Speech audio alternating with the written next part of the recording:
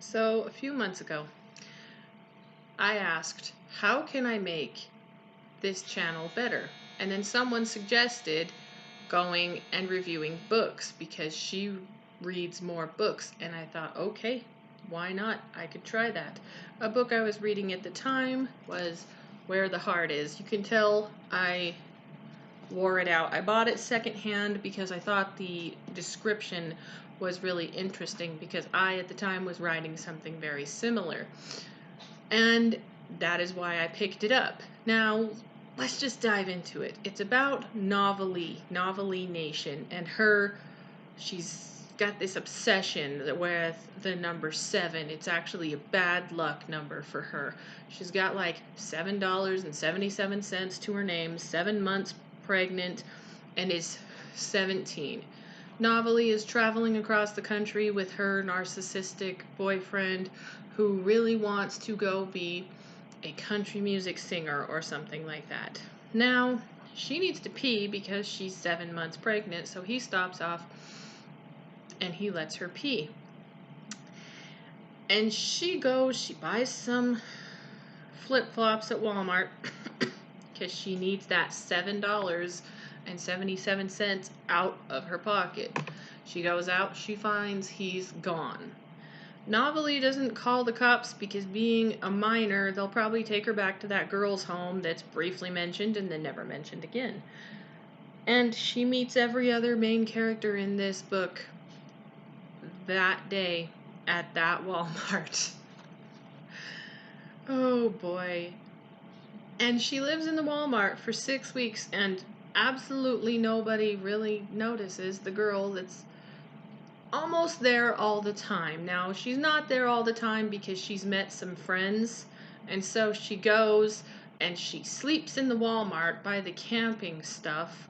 Or just maybe this is a Walmart that they had those little beds. This book was written in 1995, but it takes place in like 1985 or something like that.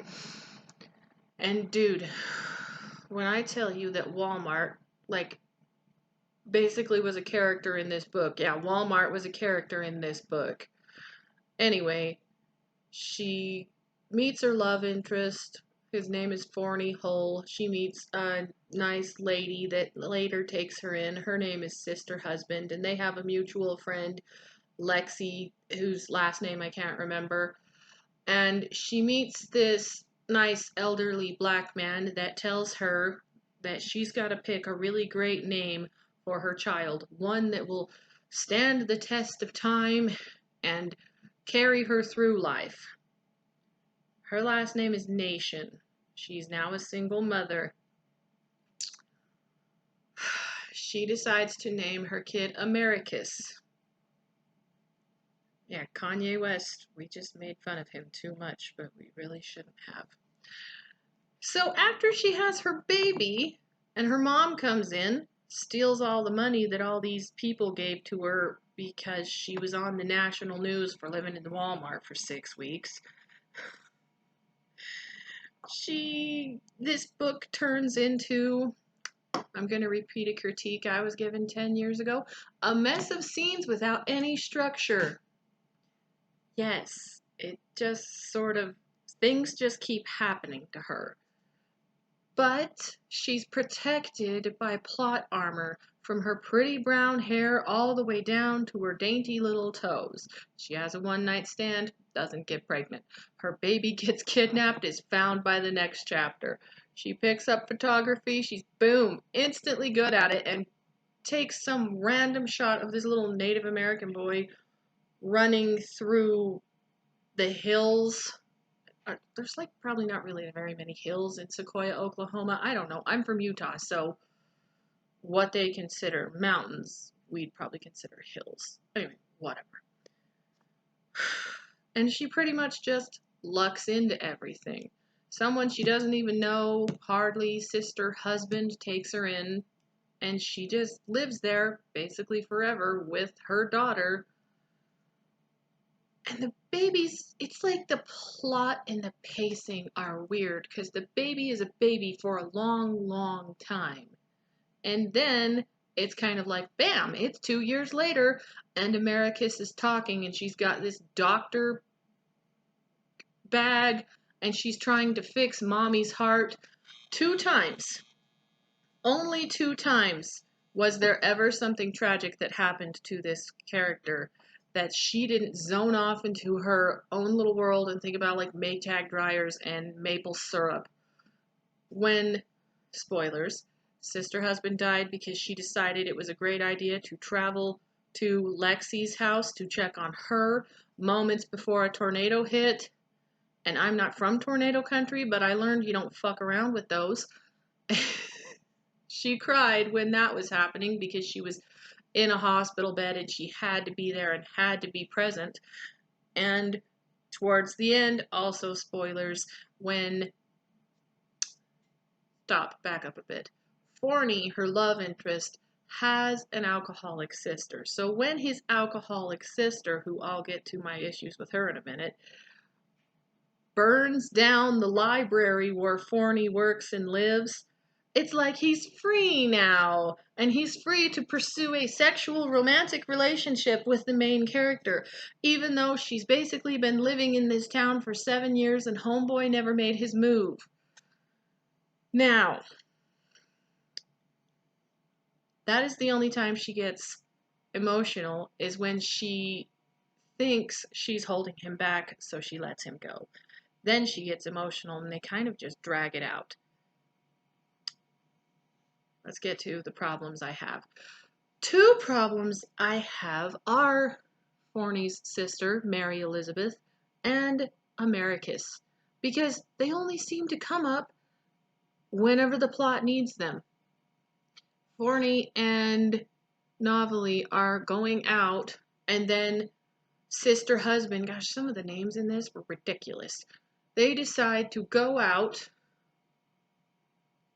and these people just come by and they kidnap the baby while Novelly and Forney are out late at night having a little lunch. Novelly, of course, because she's a Mary Sue and protected by plot armor, wins a competition and gets to go to Albuquerque, and Forney goes with her.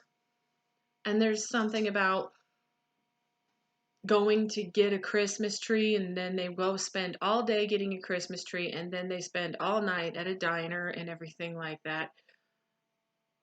Well, she's a mother and he has an alcoholic sister, and if anybody has a toxic family member like that, they don't give you time to live your life.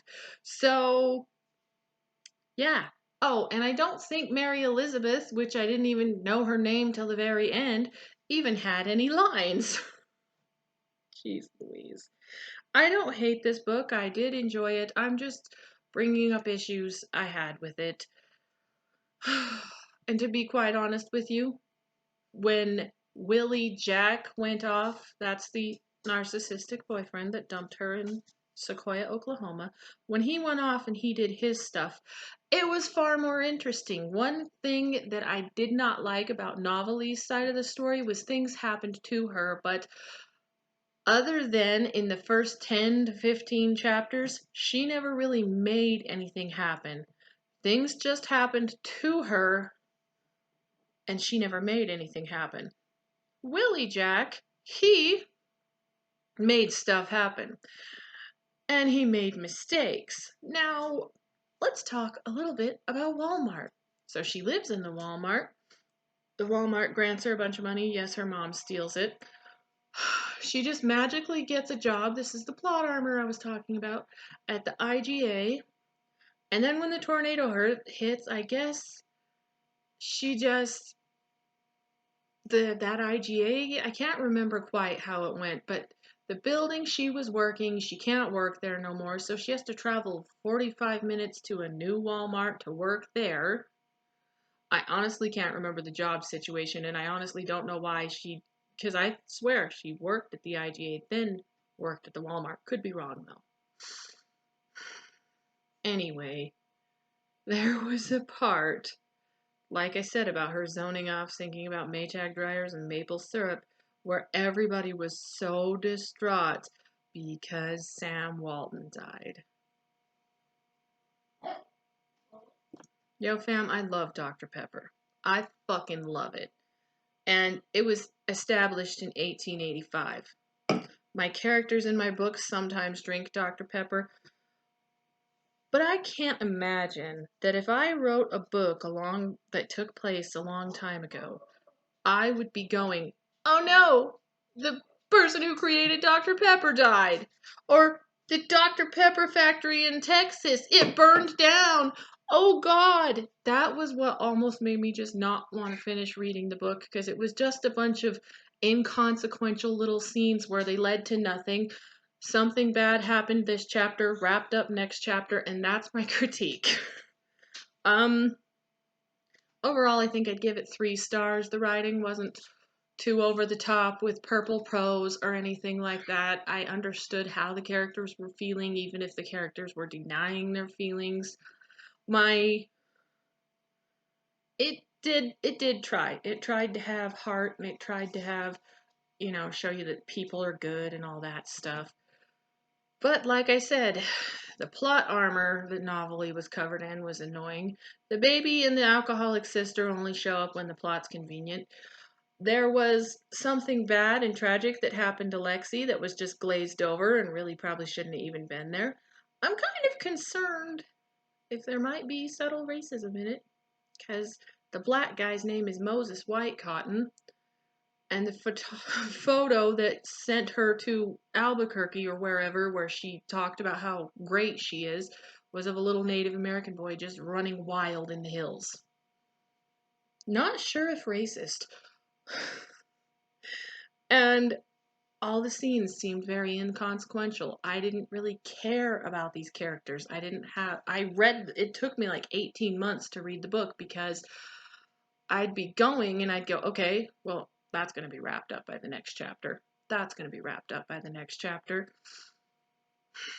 So that's my review of Where the Heart Is.